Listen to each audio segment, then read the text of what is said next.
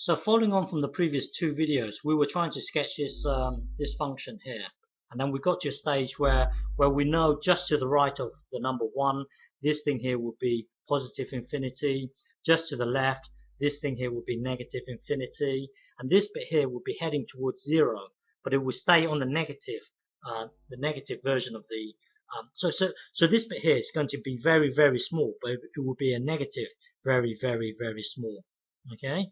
A positive very, very small would mean something like this. It would mean something like this. Okay, it's heading towards, well, this one here would be a negative, very, very small. Okay, now we've got to consider what happens when x tends to infinity. So our normal routine is to put a very big number into here, because we want to put a big number into here. Let's put 999, a big number, into here, and then 999 into here. So we will have 9999. Put that into here, and then over the natural log of 999. So you see this here. If you punch in the natural log of 9999, it's actually very small in comparison to this. So yeah, but this is still not telling us much. Well, if you look at the natural log graph, so this here is 1. Let's just say 9999 is somewhere over here. If you look at the number 9, so your y equals x would look something like this. Okay, diagonal. So this here is so when it's 9999. So the point I'm trying to make here is that you've got 9999 divided by the natural log of 9999. You see, this 9999 is so much bigger than the natural log of this thing here, because if you were to draw this to scale, it would be something like this. It would be something like this. Hang on. It would be something like this. Hang on. It would be something like this. You see, the point I'm trying to make is that this 9999 here, this 999 here, is much, much bigger than this this log of 999 here. So this answer here, so you have something very, very, very, very big divided by something very, very, very small.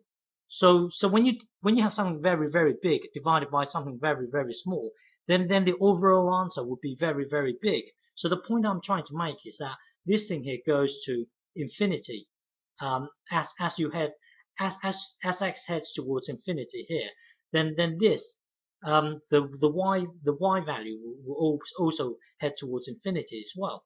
And okay, when you're thinking in terms of log, in terms of the natural log, think in terms of to the power of something. So let's, instead of us choosing 9999, a sensible value to choose would be 10 to the power of 10, let's say. So if you put this into here, you will have 10 to the power of 10 divided by the natural log of 10 to the power of 10, which is 10 times the natural log of 10. Okay, so hang on. So what you've got here at the moment is this: the natural log 10 times the natural log of 10. That's what you have. Well, that's what you've got at the moment. This divided by this. Okay, and this turns out to be a small number here.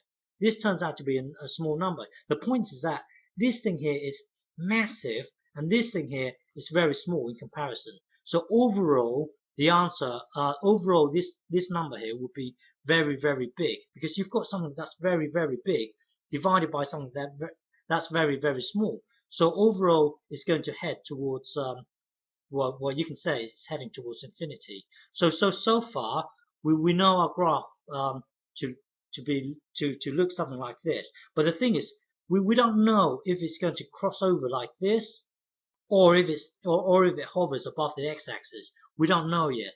So for us to find out, we need to find out the derivative of this. This here is the turning point.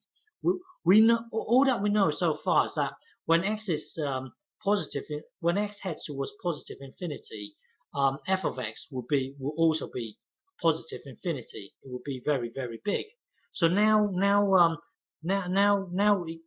it could be like this, or it could be like this. And the way we find out is by looking at the derivative of this.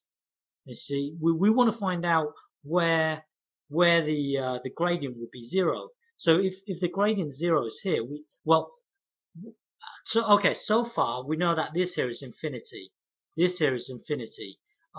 We know that when we look at 2 here, it's gonna be down here somewhere. So the 2 will have to be like this, or it has to be like this. Okay, so we will establish this by looking at the derivative, because even if it's here, the gradient here will be 0. Even if it's down here, the gradient will be 0. So in the next video, we will consider these two. Well, we will consider the turning point by looking at the derivative of this. Okay.